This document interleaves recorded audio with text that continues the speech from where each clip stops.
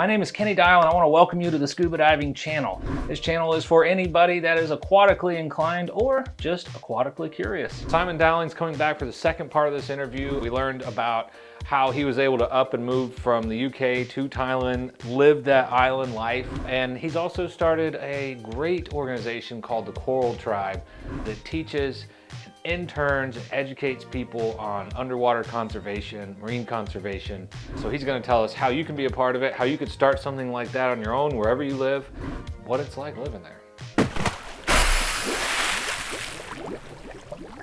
Thanks for coming back on for part 2 of this interview about your just incredible life. You moved from UK to Thailand. You and your wife figured out a way to make it work there.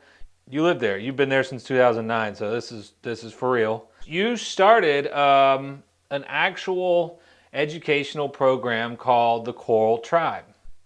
What is that? The Coral Tribe is an organisation that is solely marine conservation focused.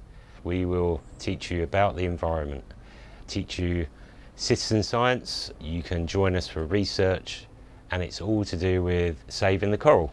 The coral reefs are in trouble, and we need to do something about it.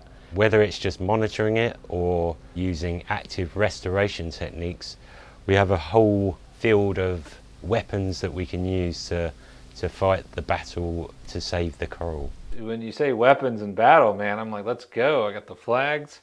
I saw you do something that I think is brilliant. I told my wife, she was like, I need to find out how to do that. You could go on and sponsor a piece of coral and watch it grow and get the pictures. You guys go dive down and actually take the pictures.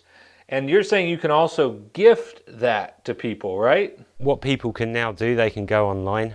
They can adopt coral, they can name it, they can gift it to someone. So what we will do, we'll find something called a coral of opportunity. This is going to be a coral that has broken off somewhere and is in the sand. If it's in the sand, it is going to eventually die. We will go out and plant that, and we will measure it and take a photo of it and publish it on our website. And then every 3 months we go back to the same location. I have these big cards with photos of every coral, so I can try and get the exact same angle again. And we take another photo, measure it again, and hopefully it's grown, and we publish that on our website as well. So every sponsor has their own page on our website where they can see their coral growing, hopefully, over the years. So you actually take a card with the pictures of different ones, and I assume you have multiple cards over time. I have about 12 cards with like 15 pictures on each, so I'm underwater going flip, flip, flip. Oh, that's the one. Take a picture. I could right now go on your website and basically adopt a piece of coral, and then every so often you're going to send pictures and measurements and tell us how it's doing. I mean, it's really cool when you see a coral go from like this big. 9 months later, it can be this big, given the right conditions. So they're legit grown, like you can see the growth. Not to get too technical, but W4 it is. It's one of my favourite corals. It's tagged as W4. It was this big when transplanted, and it's now a massive table coral. I can sponsor a coral by going on your site. thecoraltribe.com. thecoraltribe.com. All right, and you guys have an Instagram page too, right? We do. That's Real Coral Tribe. I know you did some work with Nat Geo. You did underwater cinematography, correct? The last documentary I was involved in was for Warner Brothers, who were doing a documentary in Cambodia about seahorses. My wife and I travelled over to Cambodia. She spent time in Phnom Penh, and I travelled down to this very remote island with all the filming gear that was needed. So I joined the crew for 5 days. It was torrential weather, no power, barely any food, no fresh water. It was extremely difficult. I think I managed to get one shot of a seahorse in all of that 5 days.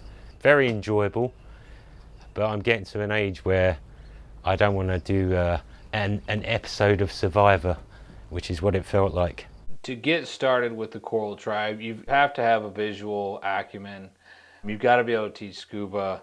You got to understand conservation. If somebody else wanted to start an organization in conservation, wherever it is, what one piece of advice would you give them? Start by learning, obviously.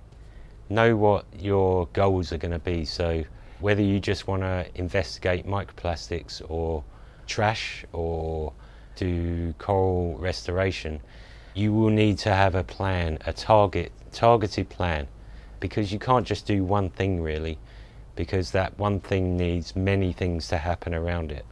Let's say you want to do coral restoration. You just want to transplant coral because everybody wants to transplant coral. Well, what are you going to do about the anchors that get dropped by boats and smash it? Or what are you going to do about the plastic waste that washes in and suffocates the coral? Or the fishing nets that fall over the coral and break it? So you have to have all of those in your head and come up with a all-round solution. In Thailand, it's illegal to touch coral. You can be fined 1 million baht or 10 years in jail for any infractions involving coral. So my wife and I have special permission by the Department of Marine and Coastal Resources to be able to transplant coral. You need to do training for that. You need to put a proposal to government and get permission. It's not like that all over the world, but if you're going to do something in a certain area, know what your plan is and find out the legal side of everything so you don't get in trouble. Is there something you see in conservation, you know, that's kind of commonly practiced, or it's commonly held belief that you, Simon, just passionately disagree with? Coral restoration in itself is an exciting thing. Going out and transplanting coral is really cool. I enjoy it, and I think everyone who's done it with me loves it. It's a great process and you really feel like you're making a difference. There's the aftercare. So you don't plant a flower in your garden and just leave it. You water it, you nurture it, you weed around it. All of these kind of care factors are necessary. So you need to have a good maintenance and monitoring program as well as a restoration program. You need to go out and clean around the coral. You need to take photos like we do, you measure it, and see what works in certain areas and does not to improve survival rates of corals. You can't just go out, plant a coral, take a photo or a selfie and say that's really cool and just leave it. So like any plant, whether you have succulents in your window or a garden out back, it requires more nurturing beyond the initial just plant it and leave it. Especially in the beginning phases when it's growing. One other thing I want to make sure that we talk about, I noticed you have an internship program. What this is for is to get people into real world marine conservation day in, day out. Lots of citizen science, they'll get involved in our research. They'll do beach cleanups, they'll do everything that we do on a day-to-day basis. We get lots of students from universities come over for this experience, and on the back of that sometimes they come with their research papers in mind so that they can publish that as a paper in the future. How does someone become an intern? They need to be a certain level of diver. So usually when we get inquiries, we will find out how much experience in diving they have, and if they don't have the required experience, we can get them to that level before they start an internship. Our set level is PADI Advanced Open Water or equivalent, plus a peak performance buoyancy speciality, because they're going to be in close contact with the coral reef and we don't want to cause any impacts or damage, so we need to get them to a level where we're very confident that they can have great control of their bodies underwater.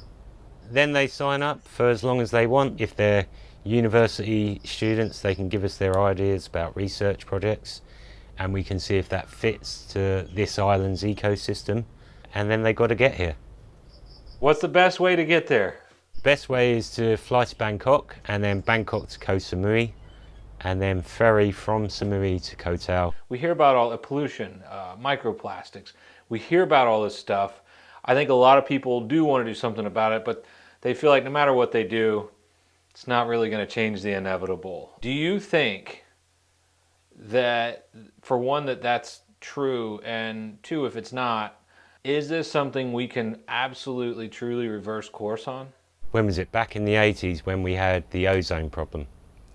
And that looked like an absolutely unsolvable problem when the ozone was depleting.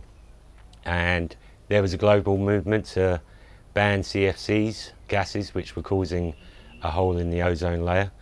And that's repaired itself. So there is a possibility. The ozone is a perfect example. I'd never thought about that. That's great, man. There's a lot more cleverer people in the world than me, so if someone comes up with something game-changing, it could happen. We could save the reefs. When you wake up every day, what's the most exciting thing about the coral tribe to you? I think it's what the future will bring. Making a difference and making it better in this tiny island where we live. And from that, hopefully, other people will make differences in their home countries or areas. Another big important question I have for you is when you're not doing the coral tribe stuff, what's fun there? There are a lot of viewpoints and hikes, so that is really cool when it's not super hot to go and look at these amazing viewpoints that we have here. It takes about an hour or two to get to some of the good ones, but it's well worth the hike. What's your favorite dive? I think Sail Rock, an amazing place to dive on a good day. Whale sharks, huge schools of trevallies and barracuda. It's brilliant. And you helped with the down to 60 video with that. That's mostly your footage there, and it looks incredible. There's a shot of you coming out of like a chimney thing. Got that buoyancy down. Is there anything you'd like to leave anybody out there with? Living in Thailand, moving from Western comforts, running a dive operation that does nothing but just awesome conservation work. If you're a diver or you want to be a diver, you should kind of make it your mission to get involved in marine conservation, because that's the world you're going to be exploring and seeing, and we want to protect it for generations to come, hopefully. So you should care about the ocean and what's in it and want to learn more about it. You don't have to go super marine conservation like I do, but you can learn about what small changes in your life you can do to help the coral reefs. That's part of the reason we do this whole channel. I think the more people get involved in scuba diving, the more people get involved in conservation. You can't have one without the other. Absolutely. Simon, thanks again for coming on. Thanks for doing this. I know you like being on the other end of the camera, but I really appreciate you taking one for the team here. The Real Coral Tribe, it's awesome what you're doing. Looking forward to the next thing, buddy. Thank you. If you want the full-length, uncensored interview, go to sweetwaterscuba.com.